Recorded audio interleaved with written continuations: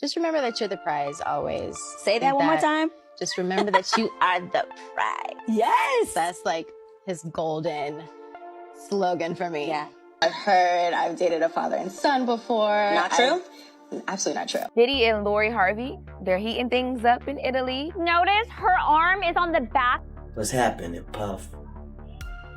I'll be back to you if JD ain't had enough. Yeah? And Steve Harvey, I heard about your book.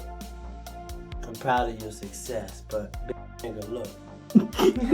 At first, it looked like just another wave of internet chatter, but then the tone shifted, and suddenly Lori Harvey wasn't just trending, she was being dissected in a way that felt unusually intense.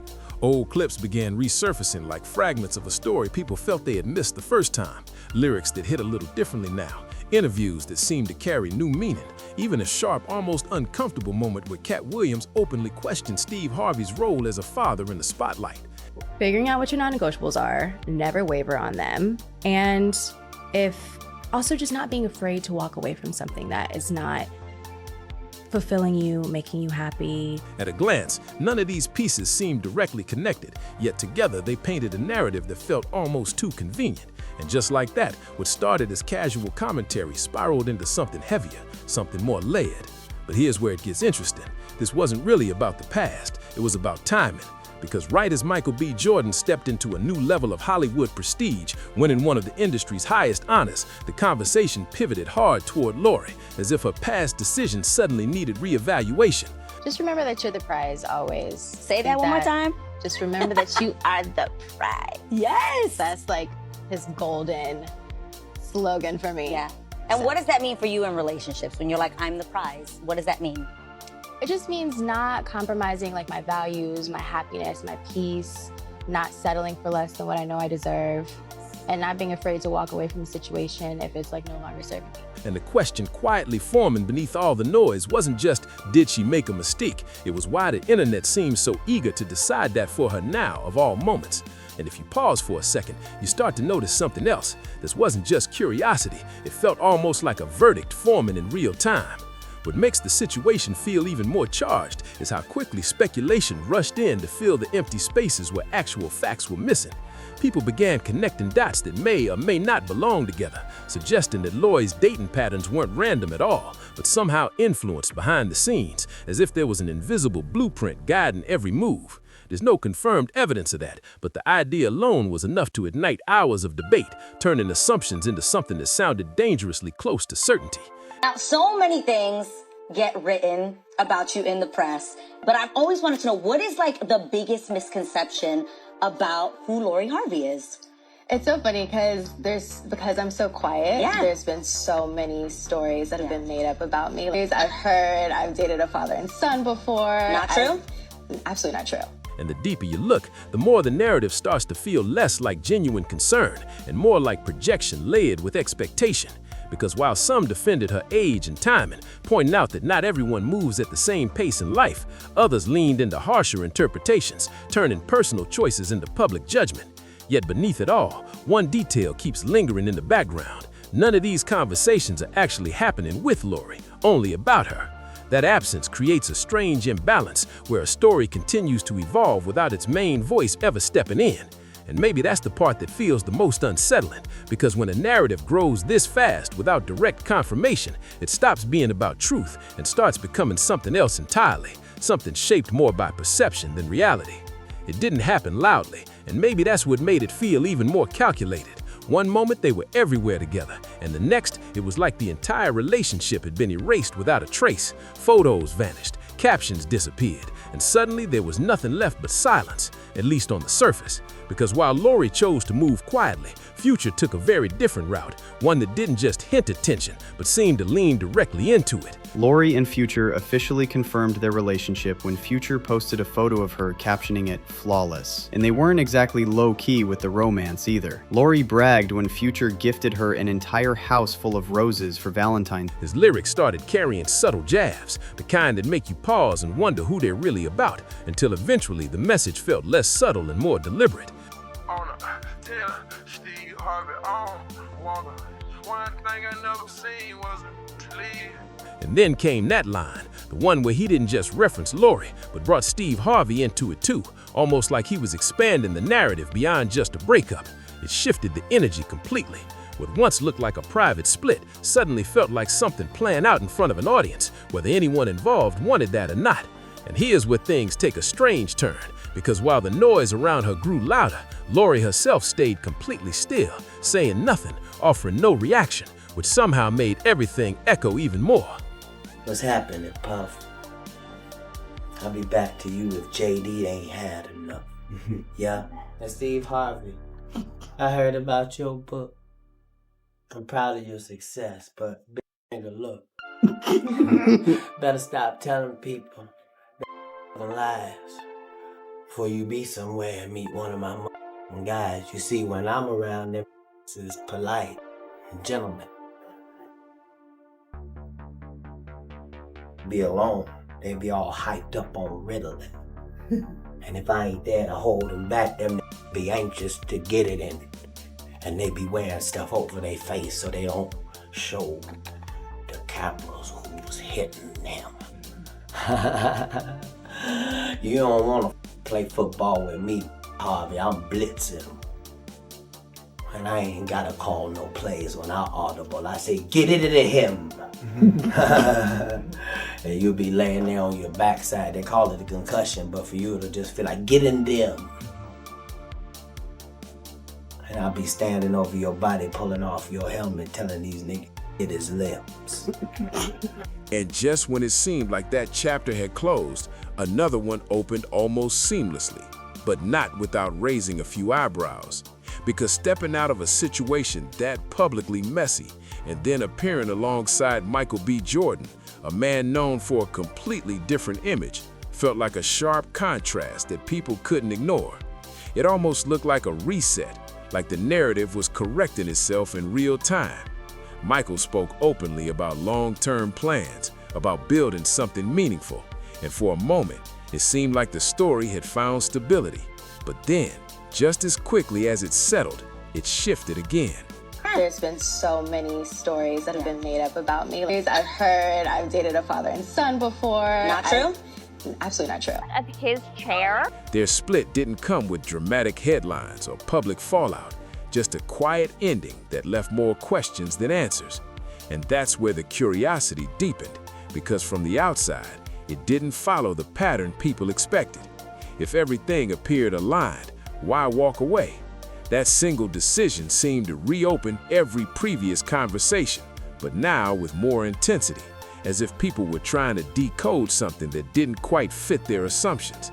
And the more they tried to make sense of it, the more the situation started to feel less like a sequence of relationships and more like a puzzle missing a crucial piece.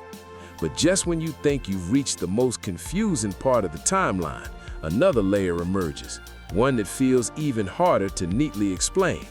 Then you asked it, why you not a movie star? I didn't want to be a movie star. This the same Negro that hated on Bernie with this same thing. I didn't want to be a movie star. No, you couldn't be a movie star. There are 30,000 new scripts in Hollywood every year. Not one of them asks for a country bumpkin black dude that can't talk good Oba-Kaby and look like Mr. Potato Head. There ain't none. You would have to have range. I played a lot of characters, 60 movie roles. I'm not playing Katt Williams in there.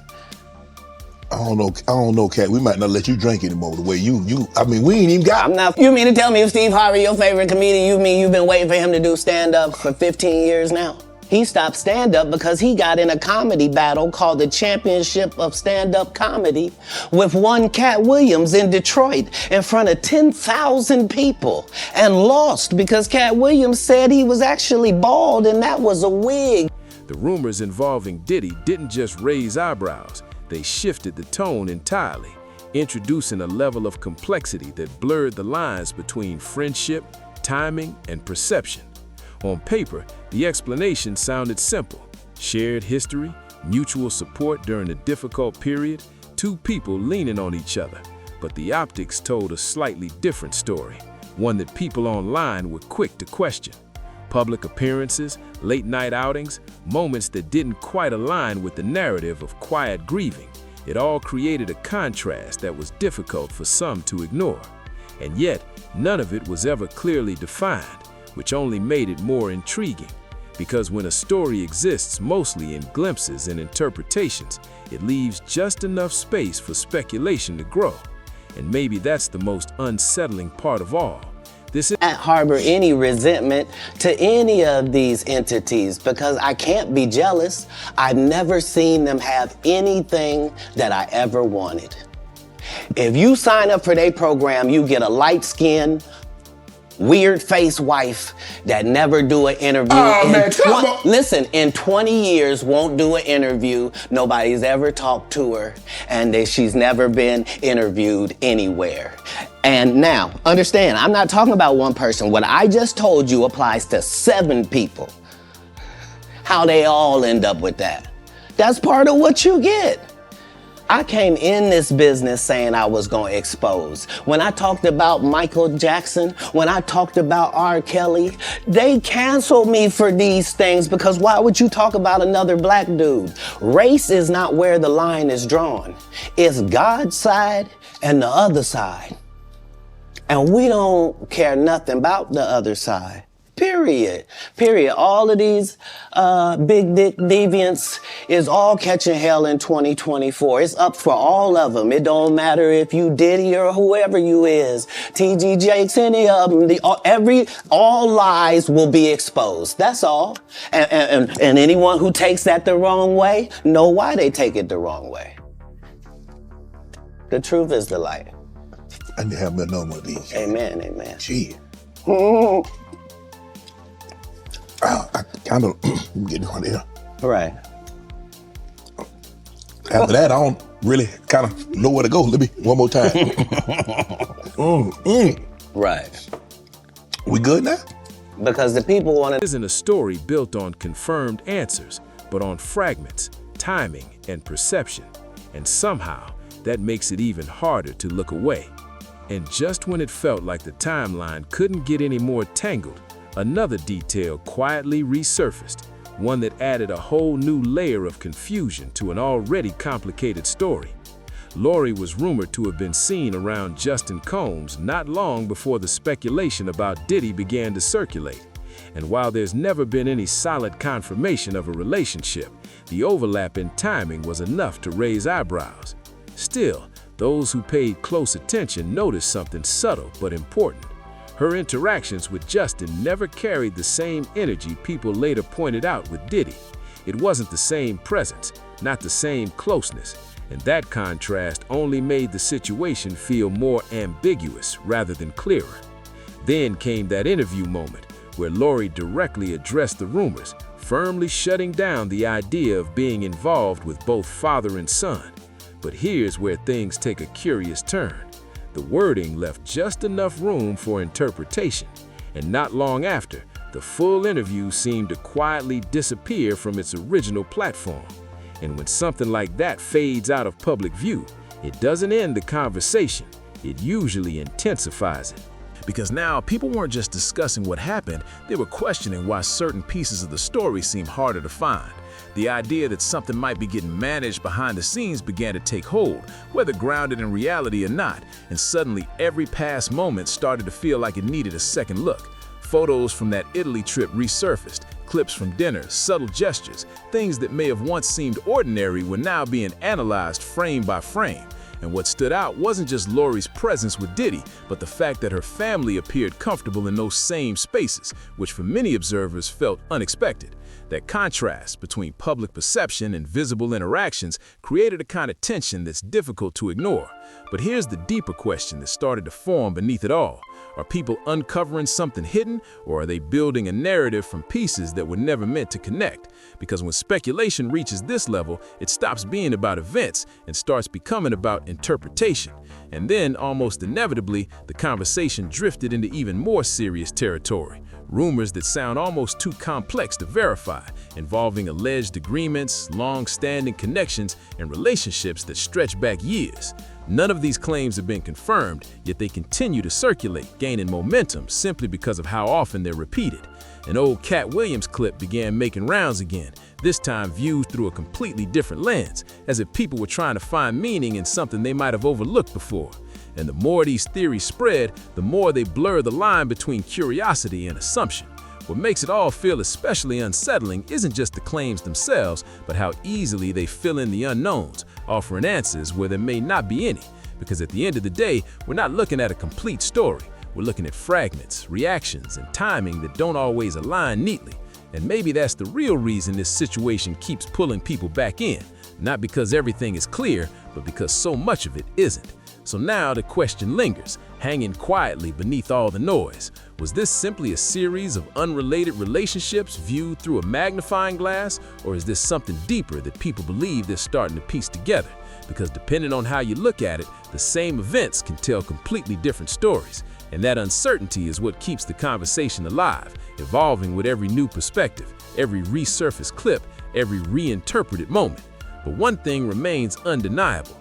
Once a narrative like this takes hold, it rarely fades quickly. It reshapes how people view everything that came before it, and even everything that comes after it. And whether any of it is grounded in truth or not, the impact it leaves behind is very real, living in the way people talk, question, and speculate long after the headlines move on. Comment below with what you think is really going on. Leave a like if this gave you chills, and subscribe plus turn on notifications if you want to see more Hollywood secrets.